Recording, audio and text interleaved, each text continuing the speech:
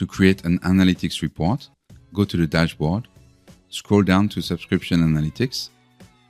In the top right-hand corner, select either All Environments or a particular environment.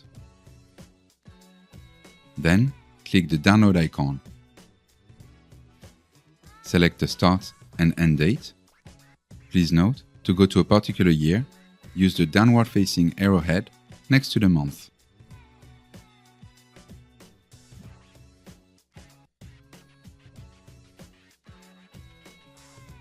When you're done, click Export CSV.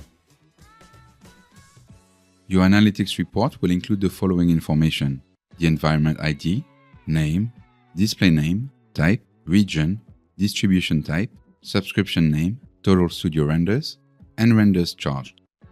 Then, you'll see the number of renders by type, namely JPEG, PNG, MP4, GIF, and PDF, as well as VDP renders. Next, you'll see the number of renders that were not charged, as well as watermarked renders, number of templates created, number of template collections created, and the number of projects created. Lastly, you'll see the number of media and fonts uploaded.